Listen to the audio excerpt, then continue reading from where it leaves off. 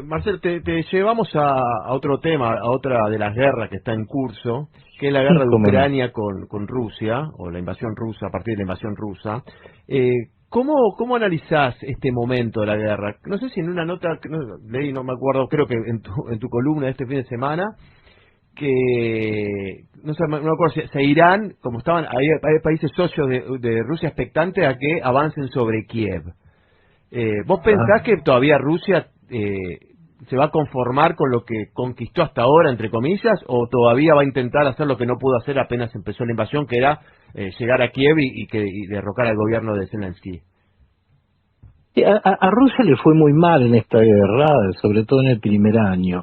Mejoró en el segundo año porque se debilitó la ayuda que estaba recibiendo Ucrania por la decisión del trumpismo, de la ultraderecha en Estados Unidos, de no asistir a Kiev, porque Trump, bueno, aparte que tiene complicidades históricas con Rusia, con la Rusia de Putin, entiende que hay que desligarse, digamos, el pensamiento de este sector político de Estados Unidos, este sector populista en Estados Unidos, es volver un poco al Estados Unidos de la pre-Segunda Guerra Mundial, donde era muy fuerte el desdén con respecto al mundo. Recordemos cuando Churchill le pedía ayuda a Roosevelt por la ofensiva del nazismo, algo muy parecido a lo que es hoy Putin.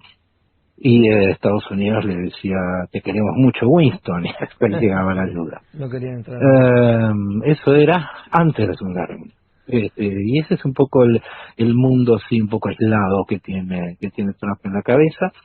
Y además del lado de Europa hay un fuerte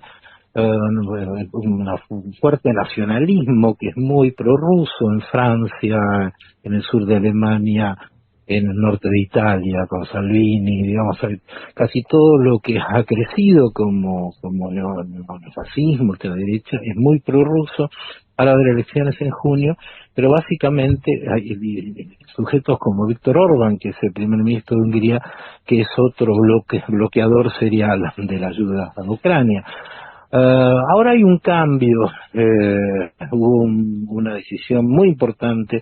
Este sábado se reunió representantes de la Cámara Baja en Estados Unidos, algo raro un sábado. Bueno, y finalmente votaron una ayuda bastante importante, 62.000 millones de dólares para Ucrania, que estaba bloqueada por el trumpismo, que no pudo esta vez trabarlo. Y eso es muy interesante porque lo que está mostrando es que hay un sector del Partido Republicano que es liberal, sin la I adelante.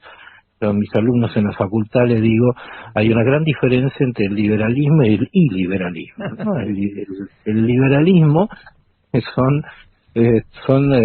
sujetos que creen en el Parlamento, la Constitución, que se nos guste o no, pero son gente que está dentro del sistema. Después hay no sistémicos, como Trump, Bolsonaro, Salvini, que son iliberales. No son liberales, no le gusta, eso no le gusta al Verdi. En fin, que Marcelo, nosotros estamos viviendo un poco esa experiencia. Pero ya termino con esto. Y lo cierto es que lo que va a suceder ahora es que Ucrania va a recibir una ayuda realmente muy significativa, que hay que ver cómo se traduce en el terreno, pero seguramente con esa ayuda va mucho material sofisticado. Ojo, tengan en cuenta esto, la guerra de Ucrania no es la de Vietnam o la de Corea, esta es una guerra entre Oriente y Occidente, si querés llevarlo a un extremo, entre una visión y la otra, entre la hegemonía de Occidente vía Estados Unidos o la OTAN y la otra, digamos, si llega a caer Kiev, pierde Washington y pierde la OTAN. Por eso parte de los republicanos que se están dando cuenta de lo que está sobre la mesa han dado este voto, y yo creo que como se plantea en Europa, va a haber una gran fuerza para que no gane Rusia, pues si llega a ganar Rusia realmente se reconfigura totalmente la geopolítica mundial. Marcelo, para ir a... Y no para bien.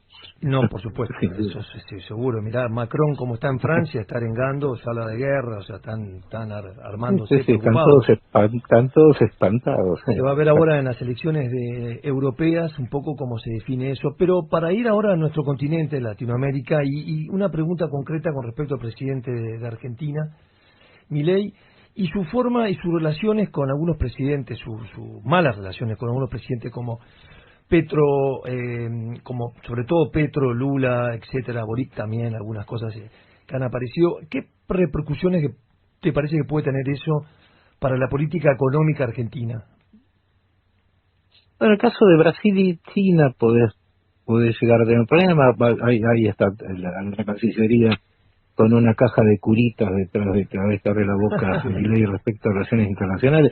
Digo, no es un tipo preparado, Milei, no tiene perspectiva histórica, entonces por eso hace este tipo de comentarios. Brasil y China son nuestros principales clientes comerciales, son muy necesarios para Argentina. No lo es Estados Unidos e Israel en todo caso. Si yo soy economista y pretendo que Argentina, que es un país pobre, en quiebra, poco importante en el mundo, por cierto, si vos no tenés capacidad económica, no tenés capacidad política,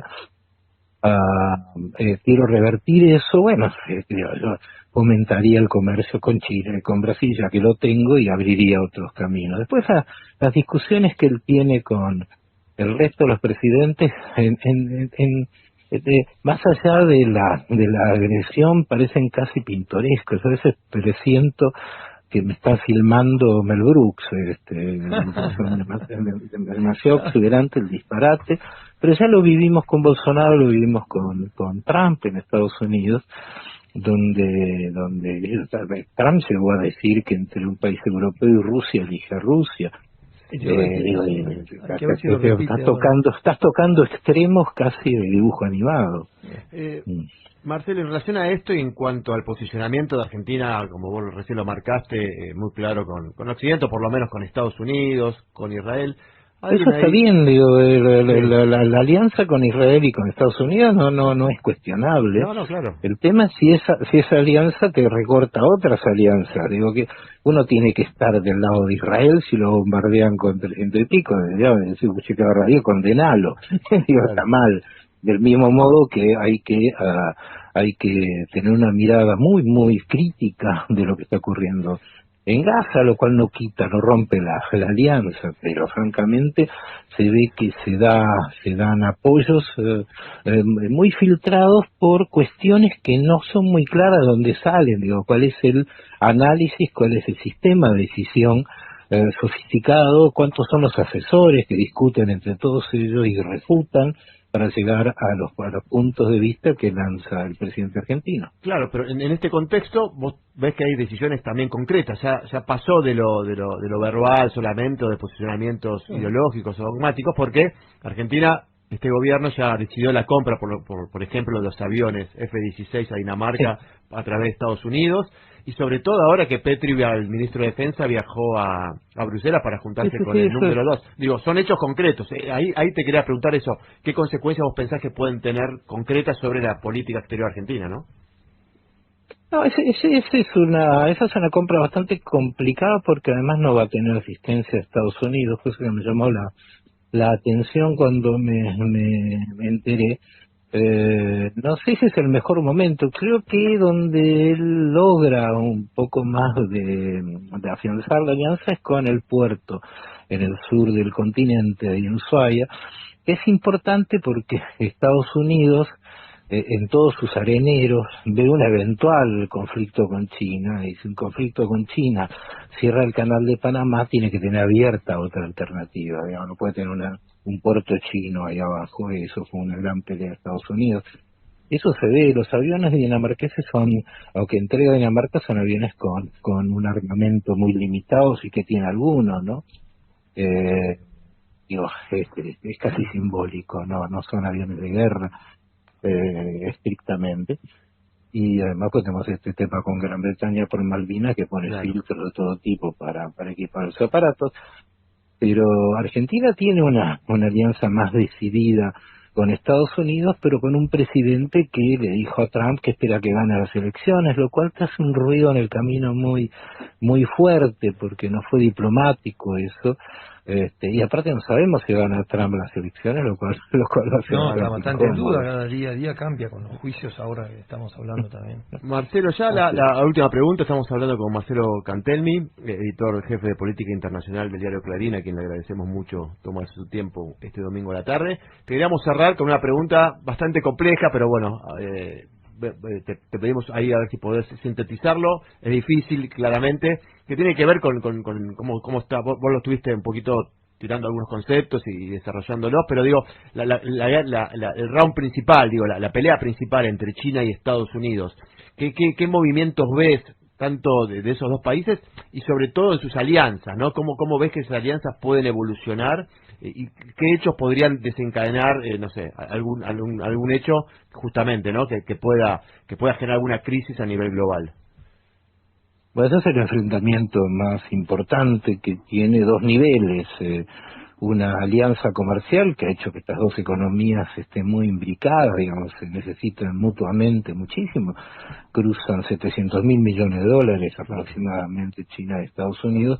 Y el otro nivel es el nivel militar, donde hay una expansión de la potencia china muy fuerte en el sur de la China y que mira a Taiwán.